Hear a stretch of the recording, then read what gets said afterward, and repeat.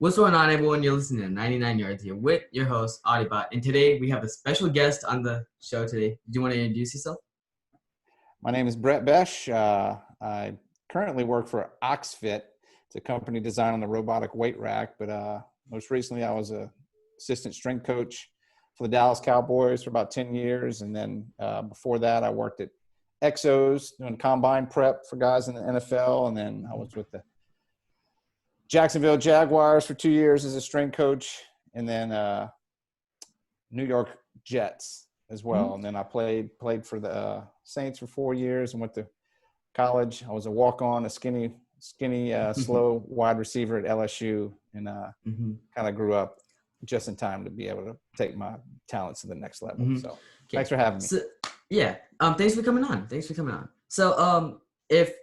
So we're gonna be getting into it, like NFL, like all the Cowboys and what you did there. But if you're on Anchor, you got to make a 30-second announcement here. But if you're on YouTube, let's just get straight to it. So yeah. First, let's start off. What got you into football? Let's start off with that. Just as a young kid, my dad was our coach. I had two older brothers, and they played football, and I just looked at them and wanted to do what they were doing, and I always wanted to be around them, and played football, baseball, and soccer my whole life, seasonally all the way up till I went to college and just took it to football only. But my dad was always our coach, and it was just, that's kind of what kids our age did, play football.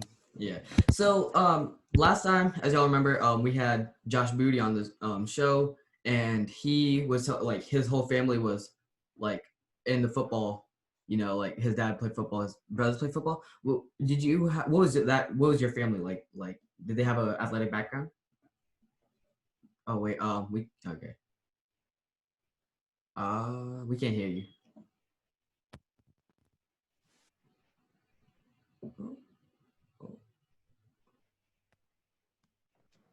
Okay, you hear me? Yep. Okay. Sorry about that. My dad was an all-state wide receiver the only year that he played football. He played and he broke his hand, and his mom wouldn't let him play football any longer. So he went to college and he threw the javelin, and he wound up being really good at it and held his university's record for about 22 years, is in their Hall of Fame. And I think maybe the record was broken maybe 4 or 5 years ago. And my mom was all-state at basketball, so she was pretty athletic herself. And I had, out of our 5 siblings, 4 of us played Division I college ball. My sister was the inaugural soccer scholarship recipient at LSU in their first year. I think it was in '92. She played, also she went to a different college initially and played volleyball. And then one of my other younger brothers played football at LSU as well. And then I had a brother that played baseball in Mississippi. So we were always outside, always doing something. Back in the days where I grew up, there wasn't any cell phones or Xboxes. I can remember carrying my Atari down the street to my friend's house, dragging it down the Shell Road because he had a color television. So that was kind of the end of our video game. We didn't have much to keep us busy, so sports took up a lot of our time. Was it only football, or did you play any other sports? Baseball and soccer. Won 2 state championships in Louisiana in soccer my sophomore and junior season. And then baseball, we were pretty good as well. I did pretty well in baseball, but in college it's very rare that you have the chance to play and excel in 2 sports. So I kind of had to go with, I saw the brightest future in football. So that's where I was, and like I said, I got zero scholarship offers. I probably weighed 100 and maybe 60 pounds as a senior coming out of high school, soaking wet. So I had a friend of mine that went to LSU and that I played high school football with, and he was like, "Man, come walk on." And that was my option, is don't ever play again, or just show up and say, "Hey, give me a chance." And it worked out well. Okay. So in high school, like, did you always think about, or did it ever come to mind that, like, okay, maybe I can try and like play, or is it just something that happened whenever you got to college? Oh yeah, I didn't think I'd have the opportunity to play past my senior year in high school. But then, I was a late bloomer, so I could always catch the ball really well, and I was reasonably intelligent enough to, kind of trick guys and use my savvy instead of just overwhelm them athletically. That wasn't going to happen, and it never really happened in my career. But I didn't think it was a possibility to play that much. God ordained it to where I was able to. I was a team captain and MVP as a senior at LSU, and then I was able to, ultimately make my way on as a free agent to the New Orleans Saints. So I was blessed to stay close to home. Oh yeah, so you're from Louisiana, right? So yeah. Slidell, so Louisiana. So you always stayed in the Louisiana area, yes? Yep. So probably for the first 32, 33 years of my life. Yep. Okay. So like when did you go to LSU? Like what years? I graduated high school in 1990, before you were born, and I finished at LSU in 94. Okay. So who like whenever like what was some play like in that like you were not like you didn't get a scholarship, right? So what was it like playing against those players who did get scholarships, especially in the SEC? Those like big players, intimidating. Well, as a player, say if there's two guys, one has a scholarship, one doesn't, and that's how I started off. And I was a little bit better than the guys with scholarships. Well, it didn't really matter. You got to be way better to justify them sitting down a guy that they recruited and put all this investment into versus some guy that just kind of shows up on campus. So, and by the time I was, sophomore, junior, senior, I was clearly, one of the better ones as far as, ability wise. Maybe not the most talented, jump the highest, fastest, but I just had a knack of getting open. I'd catch the ball, and the quarterbacks, once they depend on you, and it's kind of like a safety out, they'll go to you, which was, which is a good thing. And that's how I kind of got my start. So how much like of your time was like spent training? Because I'm guessing that training was a little bit more than what it would have been for like a 5-star recruit. The training's pretty much the same, but the NCAA has hours that you're supposed to abide by, quote unquote. You can't spend more than 20 hours a week on football, which you probably blow through that by Wednesday, but you sign off on it anyway. We'd lift weights and we'd run, and then probably 2.5 hours, and then you'd have meetings, and then you'd watch film, and then you get into when it's time to practice, and you practice, and you also lift weights during the season. So it takes up a lot of time for sure. So who was like, did you have like a mentor or anyone that was trying to get you through it, like that you would just go asking for help? Or it was probably an older receiver. He was kind of similar to me. His name was Todd Kinchin. He got drafted by the Rams, I believe, in the 3rd round. But he was smart. He was gritty. He maybe wasn't the fastest or the biggest guy. He's probably right around 6 feet. But he just was a really good football player. When he had the ball, good things happened. And when the ball was in the air going to him, it was like something good is going to happen. And he was probably two, maybe 3 years older than me. But I wanted to lift as much as he could. I wanted to run as fast as he could. I wanted to watch more film than he did. I wanted to, be that outlet for the quarterback. And I just saw kind of how he worked and how he did things and tried to emulate my game around his. So it's good to have somebody to look up to. So was he kind of like your quote like idol in a way? I wouldn't say I have. Or the person like probably who I would like to emulate. Yeah. I'd like to, duplicate what they do on the field. And, he was a really good guy, Christian athlete, leader, ministry off the field. So he was a good place, a good person to be like and try to mimic all the way around. So now, like during college, were you thinking about going to the NFL at all? No, probably probably my last game as a junior. I had a really, really good game, and people like on the radio started saying, "Oh, is he going to leave early?" And I was like, "Leave early?" I'm like, it wasn't even an afterthought. But as a senior, I was having really good games and really consistent, and kind of started getting some kind of interest from scouts, and people would call me, and then agents would call me trying to court me to be, their client. So I was kind of like, well, maybe this might be an outside possibility. And, grace of God, it happened. So, So, like, what was the recruiting process like were people like, looking forward to see you, or how did the scouting go? Well, coming out of college, they would come around and they would first off go to the big name guys, which we had a couple that were going to be definitely, first rounder type guys. And they would talk to them, and, you'd always see them. They'd have their NFL logo, or they had Seahawks or Raiders or Buccaneers on their shirt. So they kind of stood out, and then lo and behold, they would kind of come over me and grab me and talk to me and ask me about certain things. And it was kind of like, you could see who they would go after. It's usually the top 5, 8 guys on your team. And that was exciting when they started coming to me. And I remember we had one of our head trainers.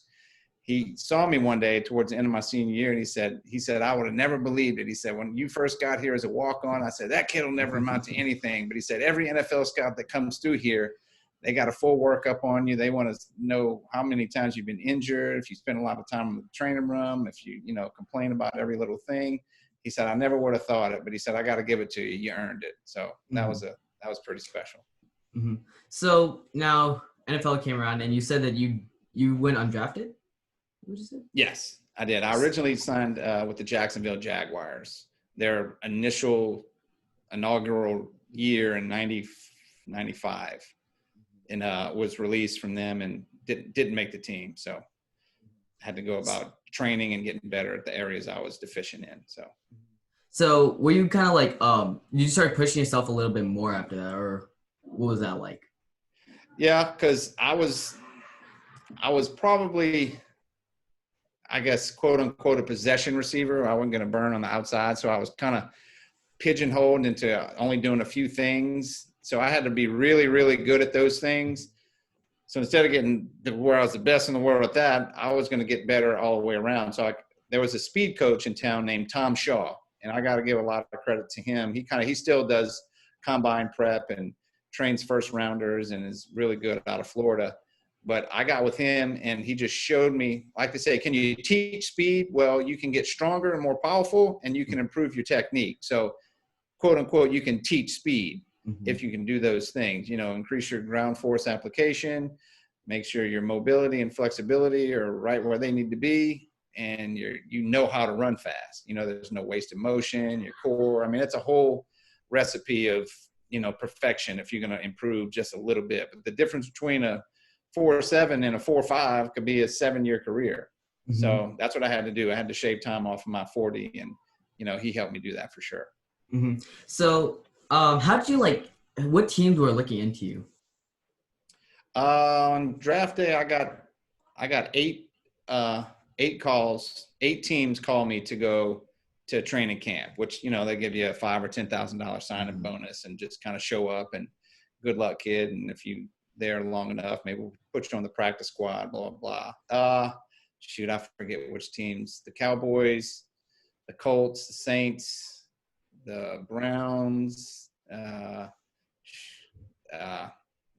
forget, but there was about eight teams I was choosing from, and I chose Jacksonville, which kind of at the last second I tried to change my mind, but my agent kind of said, well, we don't want to do that. But, it all worked out in the end. So how did the Saints get in contact with you? Well, it's kind of a funny story. My brother's, I think his brother's friend's girlfriend was one of the secretaries up in there. And then Tom Shaw knew one of the scouts. So I was kind of hitting a couple people there. I was training probably 15 minutes from their practice facility. And I was trying to inundate them with as many calls and, messages and facts as possible. And then just one day I was at home and the phone rang, and it was, I think his name was Chet Franklin, director of personnel, called and said, come down for a tryout. And I went in and ran a 40, and it's actually Mark McGuire's brother what was his name? Maybe Mike McGuire or something. Looked just like him.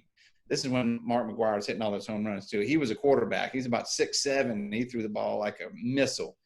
And I ran routes against DBs, and he threw the ball, and I caught it really well. And they called me and said, "Well, we don't have room right now for you, but maybe next year." Well, lo and behold, about 3 weeks later, they called me and said, "Can you be here tomorrow? We want to sign you to the practice squad, and then hopefully from there you can see what happens." So that's the way it started.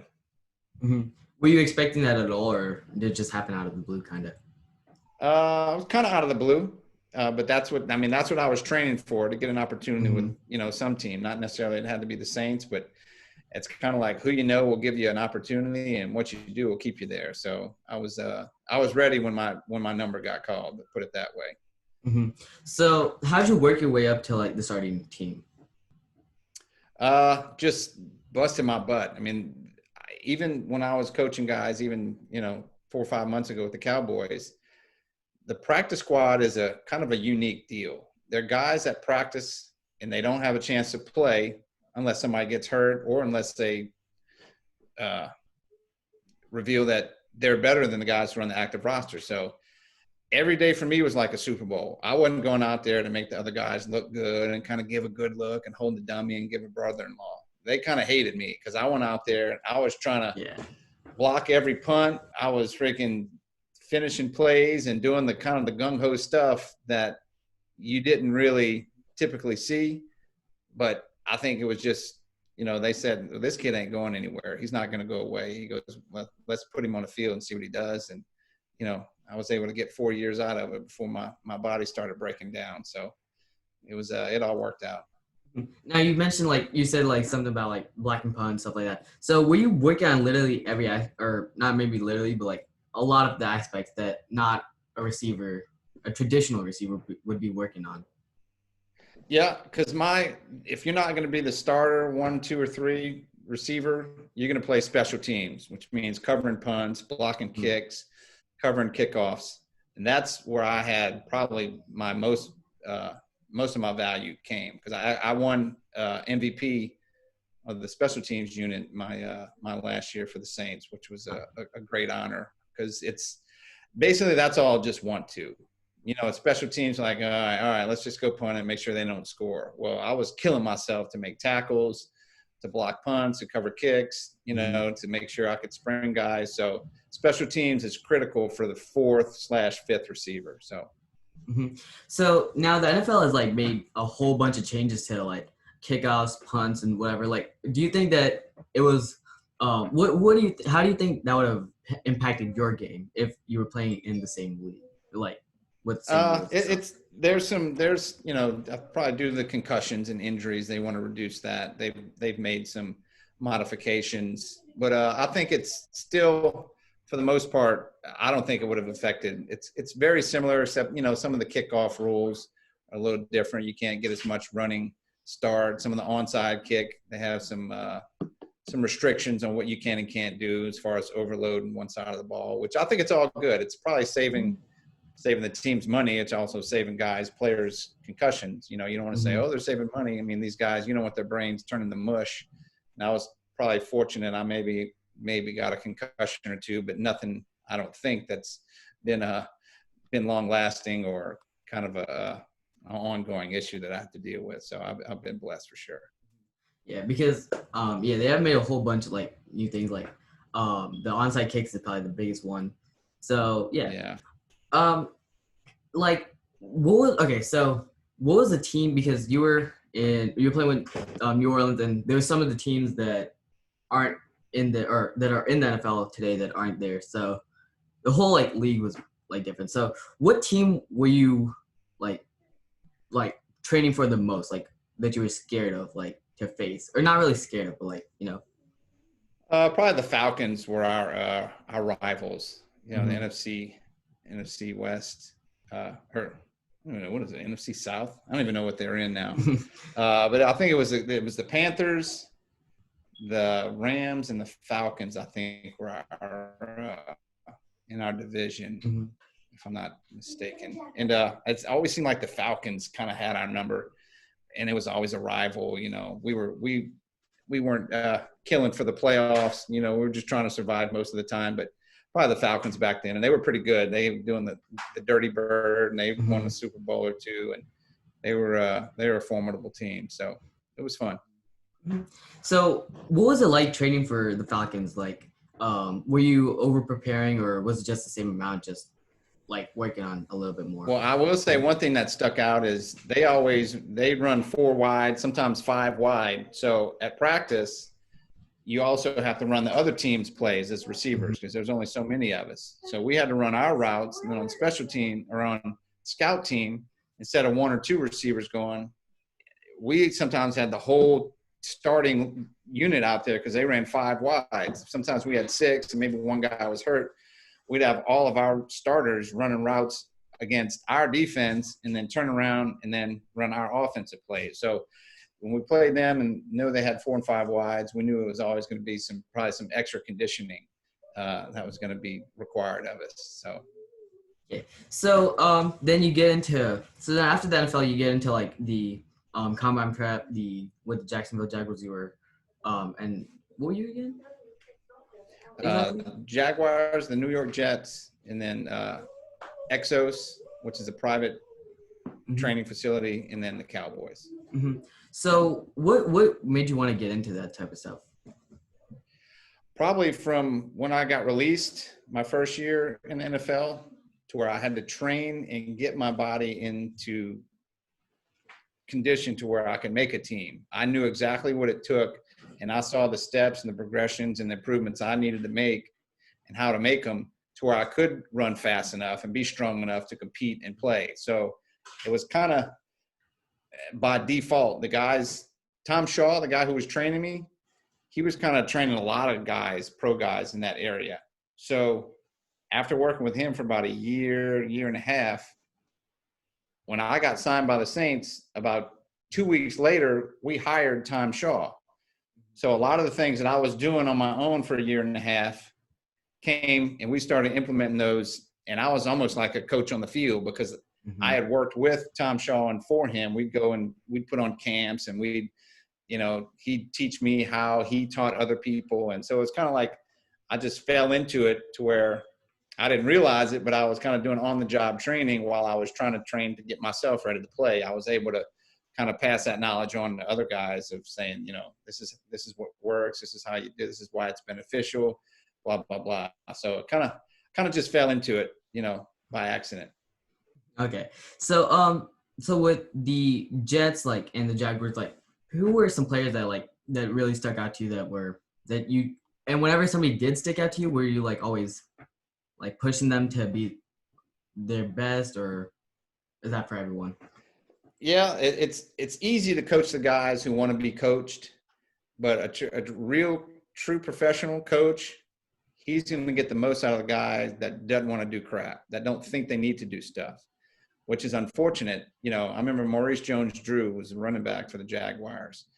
And I'm not going to say he was the hardest, grinder. Probably wasn't the laziest guy either. But when you get guys like that to really buy in and to work hard, and when they start seeing the results, the light kind of comes on, like, oh, okay. So it's easy to coach guys like Dak Prescott. I mean, he'd run through the wall if you asked him to. But then they got guys, that I'm not going to say any names, that it's a lot harder to get out of them what you need to get out of them. And I kind of take pride in the hard cases and not, the easy ones. Anybody can work with the easy ones. It's getting the guys to buy in when they don't even think they need to. That's a real joy.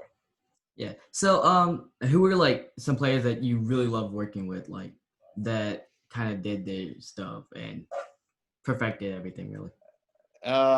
Probably our whole offensive line for the Cowboys the past couple of years: Zach Martin, Travis Frederick, Tyron Smith, Lyle Collins, Joe Looney, Connor Williams. Those guys are, they're some of the best. They're kind of banged up right now, but some of the best in the world at what they do. And Dak Prescott, I mean, he's probably one of the best ones. Des Bryant loved to work hard.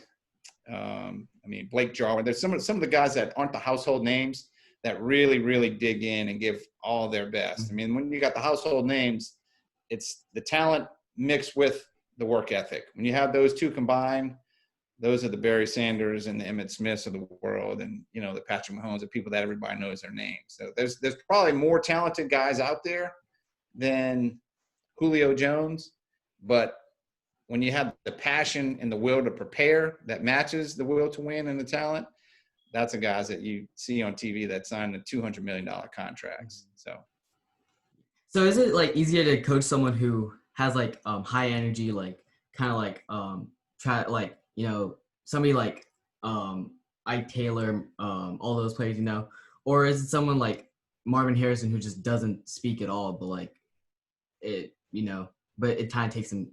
No one hears about him, Yeah, there's all different kinds. There's guys that are kind of rah-rah that almost should have pom-poms, but they're kind of full of crap. They will kind of want to get, false enthusiasm, we call it.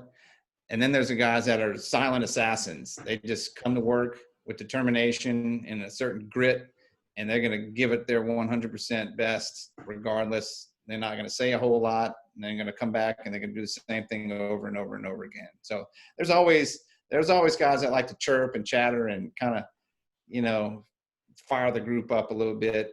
And they usually do pretty well on the work side, but it's usually, like I said, kind of the silent killers that, they love the train and they know the benefit that comes with it. So the Cowboys made the playoffs a couple times, right? So what was it like going into a playoff game, like the training process and, getting players to be the best? Training, we didn't deviate when we got to the playoffs. We kind of, a couple times we had bye weeks before, we give them a little bit of break on the bye week, but the game week itself, we demand 3 good hard lifts, a squat, a bench, and some auxiliary type stuff. And I mean, the playoffs, the pressure is up. So if we're having to pump guys up and motivate them and get them in and make sure they're doing everything for the playoffs, then they probably don't have a heartbeat. It usually got a lot easier because they were like, all right, there's 12 teams left. There's 8 teams left. We can dig in and make this, make a run. So the motivation factor definitely spiked when it was time for playoffs. Guys had a different kind of mindset of, all right, this time next week we could be at home watching TV and thinking about what could have done, what could have been. So let's do it now so we can give ourselves a chance. But we got close a couple times, but ultimately didn't make it to the show. So that's what it's all about. But so like last or week 2 there was a whole bunch of injuries and stuff. So like, what do you do to prevent injuries, and then what do you do whenever somebody is either coming back from an injury, or do you do anything whenever they are injured or they can still move around a little? I think I was talking to DeMarcus Ware. He's an ex-Cowboy, and I was telling him that maybe the GMs and owners will have a new sense of appreciation for strength staffs because they didn't have any off-season training. It was all up to the individual player. Hopefully they went to a facility or they had access to a field or had some kind of group that they went with, because if it was just you and you had to kind of wake up each day and motivate yourself and go to a field, if it was hot, if it was rainy, so many reasons to not give it your all. Well, we were talking about the amount of injuries and the like marquee players that are done for the year that just keep dropping and dropping and dropping. I mean, it to me, it seems extremely high. I'd like to see the stats, from last year, this time, how many season ending injuries there have been. But I would say, when you're in a team setting, you're going to really compete. You got your peers. That's one thing I always use to my advantage. Nobody wants to go out there and be embarrassed. They all want to be the best. They all want to compete.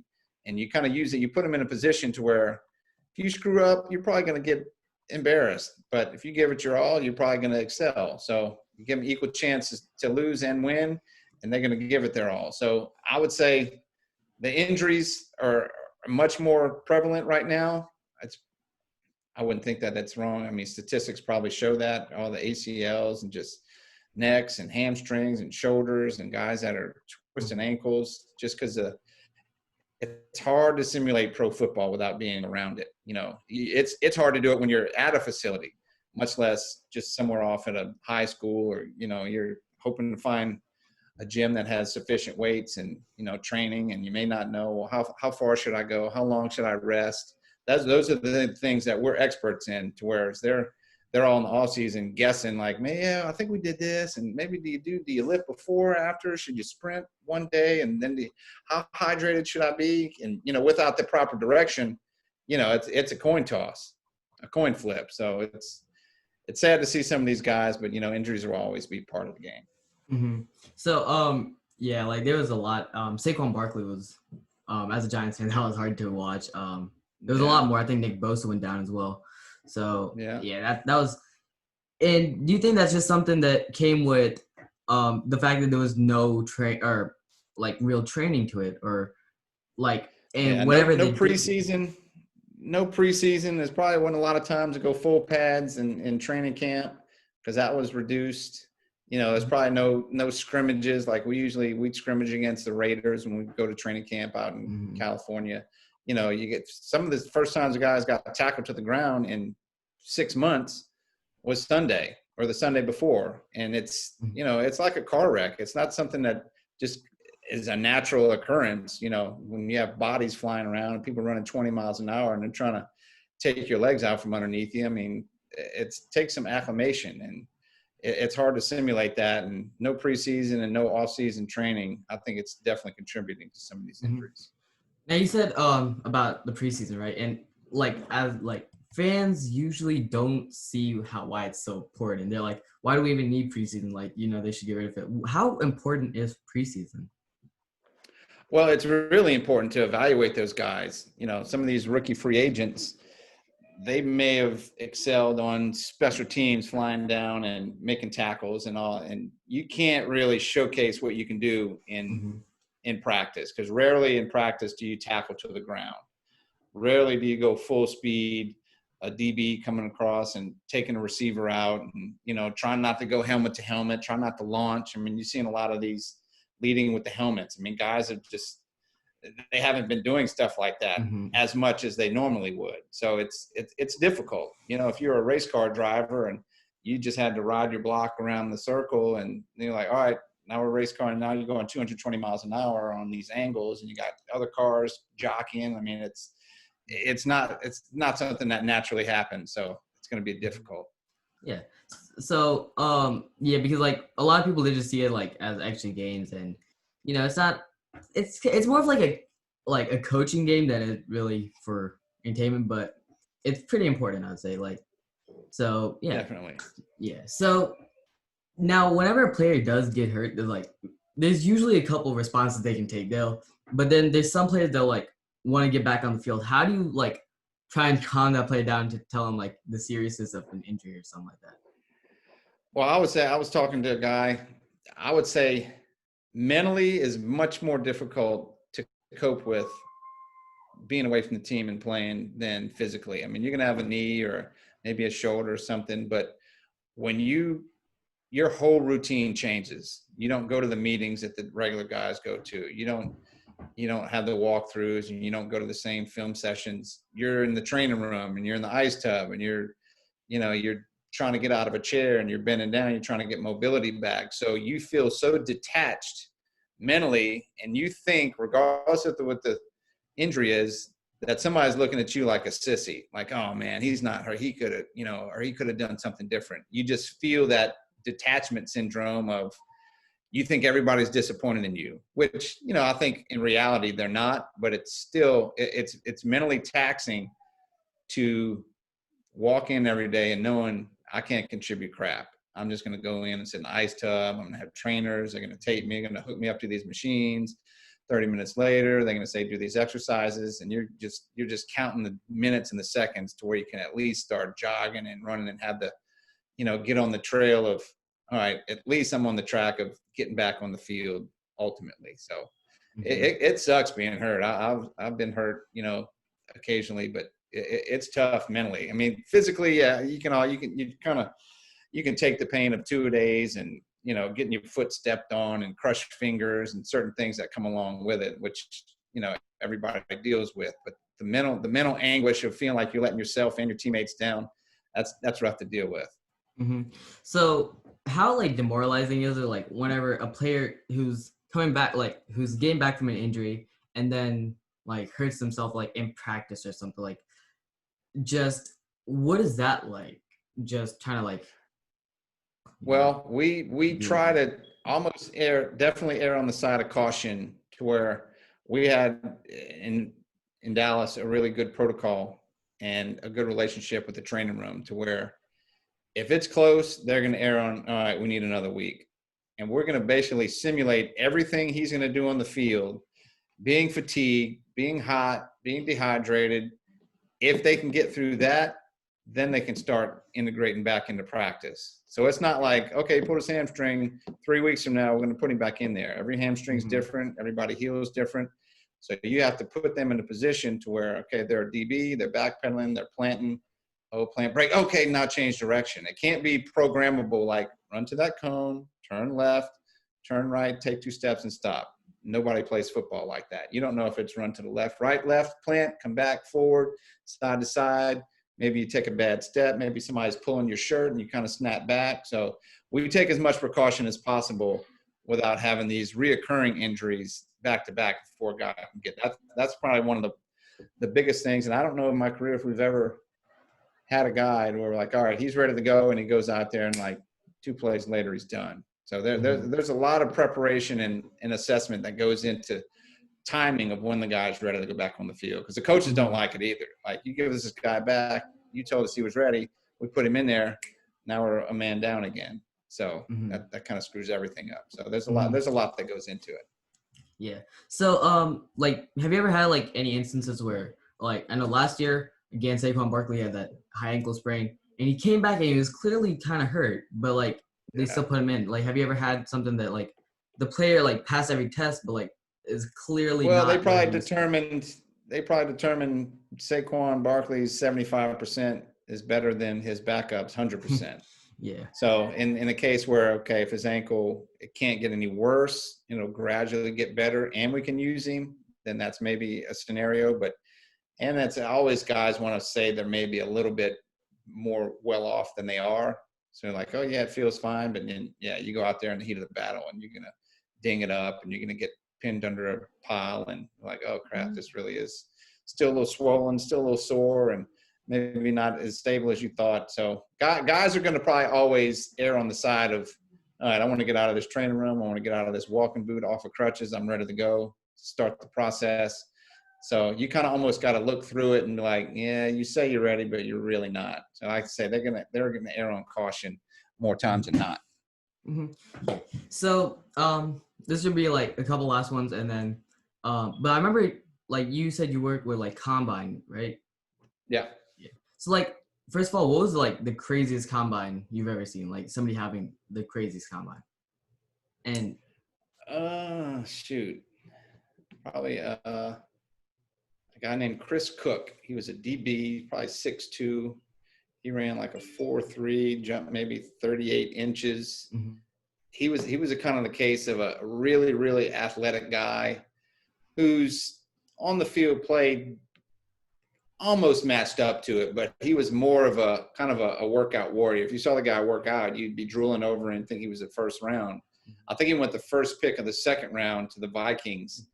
But you're always going to have those guys. But I think what's more important are kind of the things that you can't measure, like the things that Tom Brady brings. Everybody passed Tom Brady up into the 6th round, because on paper, his measurables, that's not what he's good at. He's not going to run a great 40. He's not going to have a good shuttle. He's not going to, have the greatest body fat percentage. But what he is a freaking stone cold killer. He's got more drive to win than, most any player in the league. All the guys like Jerry Rice. If you look at Jerry Rice, there's a reason he went to Mississippi Valley or wherever he went. He wasn't the fastest guy. He wasn't the strongest guy, but he had unparalleled work ethic, and that's why he's in the Hall of Fame. So having a good combine, numbers are great, but the kind of the intangibles are what's going to really keep you and sustain you in the league for 12, 13 years. And those are the guys that have the gold jackets.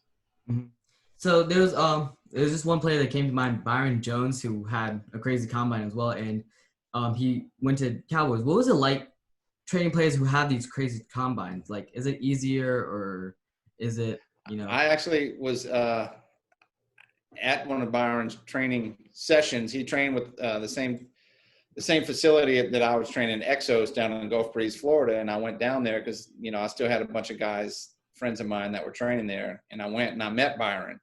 And I think he had maybe a 44-inch vertical and like a 12-foot broad jump, some great like world record broad jump. And he was able to kind of translate those qualities onto being a really good DB. He kind of had weak hamstrings and we had to do some posterior work with him and he worked his butt off and he became a really, really good player for us. And, but that guy could just launch himself across the room, was really mobile and flexible, worked his butt off, ate right, lifted right, trained right, slept right. It's not an accident when these guys have success. It's the guys that come in with a lot of talent, that have always been talented, that think they're going to be good for 10 years just because, and that's not the case. You're never going to find a guy that's past 5 or 6 years that doesn't have a routine. He eats right, he sleeps right, he stays hydrated, he takes the shakes, he knows when to gain weight, when not to gain weight. They have a definite routine. So that's how they maintain sustained success. So one last question here, and it's about, so there's players that like will over like prepare, like just do the craziest preparation for the combine, that's where your stock can boost, right? Your draft stock. There was DK Metcalf who came in and he had like 1% body fat or something like that. Now a lot of people are like, he kept it in check, like he had no problems with it, but like there's a lot of people who were like, well, that's actually an unhealthy amount. Like, what do you like think about like people who kind of over prepare where it's kind of getting to a dangerous level? Well, I guess there's only a certain amount of things that's like saying if a woman is too classy or a woman is too beautiful. There's certain things to overdo it is good. Definitely body fat. You don't want to be, I think they say 3% is about as low as you want to go for whatever reason. So, cramping can be an issue and endurance can be an issue. You have to have certain fat stores to be able to sustain at least a 3.5 hour game. But, and you can overtrain strength wise and you'll see yourself plateau or even go down. So there's certain progressions that you have to follow, but I can deal with a guy that's going to give too much effort. It's the ones that don't give the effort that kind of make you really dig into your box of tricks and you got to try almost trick them into doing things you need them to do. So it's an interesting career. Yeah. So I think that's going to do it for today, guys. Thanks for coming on the podcast today. Thank you. If you're on YouTube, subscribe, guys. That would help me out a lot. If you're on Anchor, like there's a feature where it like gives me a 5-star percent or 5-star rating and stuff. So whatever way you can help me, just help me out. Share, follow. Yeah. Did you want to sign us off? Sure. Bech, former strength coach for the Dallas Cowboys, wide receiver for the New Orleans Saints and LSU Tigers. Still repping on my Tigers. Going to win back-to-back national championships. That's my prediction. Hope the Cowboys do well. Still got a lot of guys that I trained, and I think they got a great foundation. And just thank you, Adi, for having me on, and appreciate the call. Yeah, thank you for coming on again, and I'll see you guys next time. Bye. You got it. Take care.